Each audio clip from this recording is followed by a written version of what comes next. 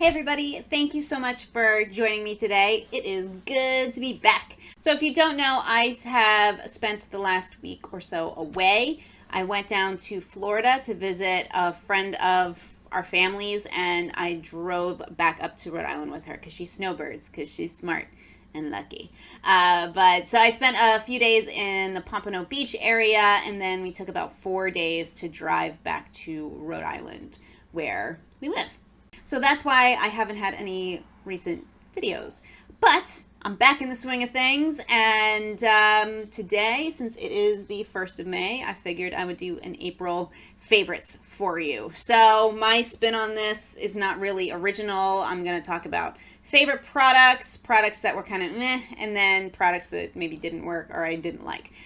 And I have a little bit of all of that this month, so let's dive right in. The first thing I want to talk about was a favorite more towards the beginning of the month, and it is this Milani Rose powder blush. This is in the shade Blossomtime Rose. Now I have a video review on these powder rose blushes, but this particular shade is not in that review because I got it like the next day after I uploaded that video. Of course. Excuse me. So I have 4 of these. This is the only one I have that contains shimmer in it. Let me swatch it out for you. Now I do have to swatch them a little bit heavier because they're not super pigmented right off the bat, which I actually really like in a blush. I think the blush formula, or the formula of this blush, shall we say, is just spot on. I love them. If I had to get rid of, if I could only keep one kind of blush, I would really like multiple shades. But if I had to get rid of, you know, all but one kind of blush, these are probably the ones that I would keep. This particular shade, ooh, not sure what that shadow is a peachy pink with a golden shimmer. So, you know, it's nothing revolutionary, but it's just really, really pretty. You can see it's got a nice sheen to it. It's not sparkly. It's not chunky. It looks so nice on the cheek, or my cheek anyway. I really, really love it. It's a great, quick makeup thing because you don't necessarily need to put a highlighter on, and it's just kind of the perfect kind of color for me if I'm not putting any other kind of makeup on, bronzer, highlighter, any of that stuff. And it's just a really pretty spring summery shade. So this will probably show up in a favorites a little later in the year as well, but it's a beautiful blush. Highly recommend these in general, and I will link my review video in a card and down below. This will probably not be a surprise to anybody who watches my videos, but this is the Anastasia Brow Wiz. I have it in the shade Taupe. If you've seen previous videos, I have been working my way through the brow definer, which I figured I would try because it's more product for your money, and I don't like it. I've talked ad nauseum about it. I have I have a comparison review of the definer and the Brow Wiz, which again I will link. I personally, for my brow needs, really prefer the Brow Wiz because it allows me to be precise and draw in areas where I don't have any hair or the hair is very sparse. And I just haven't found a good way to use the definer in the same way. I still have bald patches with the definer. So I'm very happy to have this back, and I will not stray again unless another interesting product comes out, and then I will, because I will. One product that's kind of meh for me this month is what I am wearing on my lips right now. Now this was, did I put it on wrong? Yes. This was a Sephora birthday gift. So this is a Marc Jacobs lipstick sample. It's in the shade Kiss Kiss Bang Bang. And it's a tiny little, you know, it's very cute, small amount of product. So I figured, since going through my entire lip collection, and those videos will be linked in a playlist, my collection overview, but I did a series where I applied every single lipstick that I own in different color categories to declutter and review and just see what I could get rid of, what I wanted to keep. So this I figured I would put in my purse because it's really cute and little and travelable, because that's a word, right? We'll pretend it is for the moment. So I've been actually wearing it a lot more than I ever have in the past, and I'm surprised at my experience with it. Now, I don't know if any of you have tried Marc Jacobs lipstick, so you can tell me if this happens to you, but I find as it wears down, it doesn't wear away evenly. It kind of gathers in the lines in my lips, and so the color will start to fade on the very top layer of my lips, but the color's still intense through all the lines in my lips, and it looks gross, frankly. So I'm gonna keep using it because it looks fine when it's freshly applied and for, an hour or so, depending on what I'm doing. I don't mind reapplying lipstick, and I'd like to use it up rather than get rid of it if I can. But I was shocked because I don't have any other lipstick that does that. And, the majority of my lipsticks are Wet n Wild and Milani, and it's surprising to me that I'm having that problem with a high-end lipstick. It may just be because it's a sample. I don't know, but frankly, this is not a brand or lipstick that I would be buying on my own anyway, because I don't have that kind of money. Or the desire, frankly, to spend that much money on a lipstick. Although I do want to try Charlotte Tilbury, but that's a different video. All right, so next up is a product that I was actually really pleasantly surprised by, and that is this e.l.f. Daily Face Cleanser. Now, I usually use the CeraVe Foaming Face Wash. It comes in a bottle with a pump, which I didn't really want to travel with because it just doesn't seem safe. You know what I mean? And I know that I could have gotten a travel size at the CeraVe or something, but I happened upon this and it was $4. I'm like, let me try it out. It's a squeezy tube. It does have a fragrance. It smells very kind of spa-like and clean. But I think maybe because it's a cleanser and I'm rinsing it off of my face, I have not noticed any new acne or any adverse reactions from this on my face. And this has actually been really, really nice. So this is what I took on my trip, and it got makeup off really well. It was just really nice. For $4, you get a good amount of product in here. Let's see, does it say? It doesn't. I'll look it up and put it below, but it's a pretty hefty feeling product, you know what I mean? And, cute packaging. I like e.l.f.'s new packaging in general, and this kind of minty green thing, a dig. So if you're looking for a new cleanser that's inexpensive, very simple, this might be something to check out, but do be aware that there is fragrance. Another thing I got for my trip is this. This is the Bum SPF 30 Lip Balm.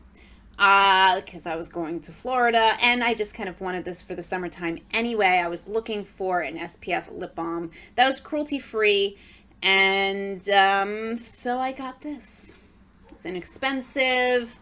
It's coconut, so it's very coconutty smelling. It smells a lot like suntan lotion. I guess that makes sense with the SPF and the coconuttiness. And I'm not blown away by it. I'll use it until I find something I like better. It has that very slippery consistency, which is nice, but I also find that I end up eating a lot of it just as I move my mouth around if I'm talking. Because it's so slippery, it kind of moves around and makes its way in my mouth, and it doesn't taste that great. And I don't like that. The only other cruelty-free SPF lip balm I've tried in recent memory was the Yes to version, which is Yes to grapefruit or pomegranate, one of those, I forget.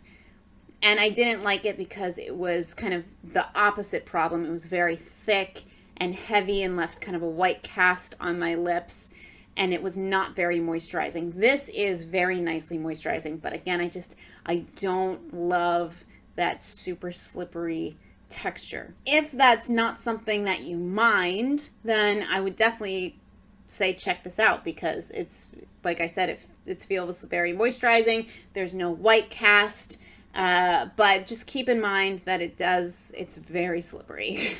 While we're on the subject of lips, one thing that I actually did not bring on my trip, but realized how much I love it because I didn't have it, was this. This is the e.l.f. Lip Exfoliator. I have it in Mint Maniac, and I tell you, this is one of those products that I have around and I use and I like, but I didn't realize how useful it was and how much I love it until I didn't have it around, and I started to get all these flaky bits around my lips and just dry skin, and I'm like, oh my gosh, how did I forget my e.l.f. lip exfoliator? I highly recommend some sort of lip exfoliator. This is great because it's like $3 or $2. I don't know. It's absurdly inexpensive, and it's very easy to use. It's not in a pot. You don't have to dig it out or anything. It's very, I don't know if this is a complaint necessarily, but one thing that I find with it, besides the fact that I made a mess of it, is because the granules in these flavored versions, not in the original, but these newer versions that e.l.f. has brought out, the granules are incredibly fine, which I think is much better for your lips, but I find it to be much more challenging to actually get all of those granules off my lips, and it definitely takes a few swipes with a makeup remover or an oil of some kind. So be aware of that, but man, I'm happy to have this back in my grasp, if you will. All right, just a couple more products. I'm not going to talk about these next two very much because I've talked about them a lot, and they probably won't be a surprise to see, and I have a full review video on them anyway. But these are the Wet n Wild makeup sticks. This is the contour shade in Call Me Maple. This is the blush shade in Floral Majority. I'll swatch them out on my hand just in case this is the first video you're seeing of me. If you've seen more than one, you've probably seen these already. I talk about them a lot, but they're really, really fantastic. And I figured going to Florida, it was going to be hot. I was probably not going to want to put a lot of makeup on, and I really didn't. I only put the foundation I brought on once because I ended up going to a show, which was awesome. Andrew McMahon in the Wilderness happened to be playing 20 minutes away. I got to see a dear friend who I haven't seen in years, got to see that show. I have seen Andrew McMahon in different bands like 15 times through the years, and this is the first time I've been able to see In the Wilderness, and just amazing. Definitely YouTube, Google, whatever you want to do, Andrew McMahon in the Wilderness, if you don't know who I'm talking about, because he's flipping amazing. Love him. Anyway, these are those two products, and I mostly, if I put makeup on at all, if I put anything more than brows on, I would just put these on bare skin just to give me a little something without feeling very heavy. I actually have a photo which I will insert around here somewhere. I use a really shitty editing program, so I cannot put a photo on top of video as it goes. So in a second, I will show you kind of my stepped up daily makeup when I was on vacation. So I would put this, you know, on the kind of high points of the face, along my nose, down my chin, down my neck, and then of course the blush and the highlighter I will talk about in a second. So this was my go-to look. It's very natural and bronzy. I don't know. I liked it.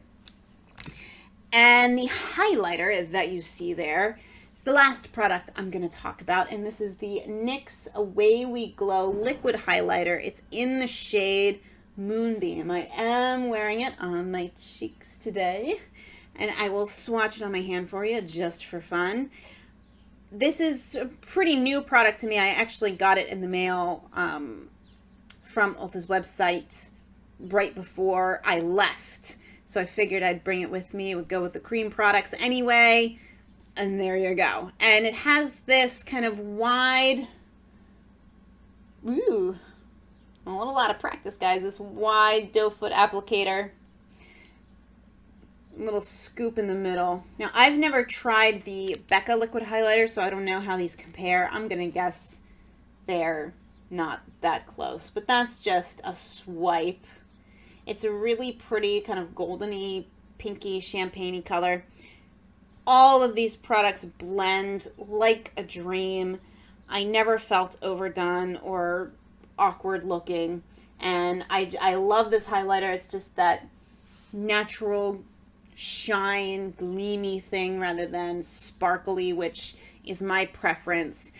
I don't know how long this is going to last me, honestly. I'm already seeing kind of into into the bottle, and I've been using it for about a week and a half, pretty much every day. You get 0.22 fluid ounces in here, so I don't know. We'll see how long this lasts me, but I really do like it, and I'm glad I got it. All right, that is it from me today. This might be sort of a short video. I don't know.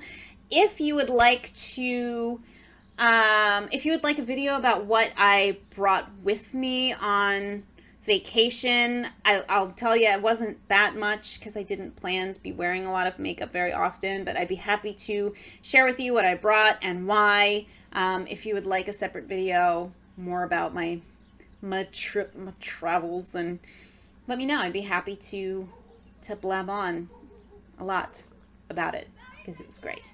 And in the meantime, I hope you are having a wonderful day, and I will see you soon in the next one. Bye, guys.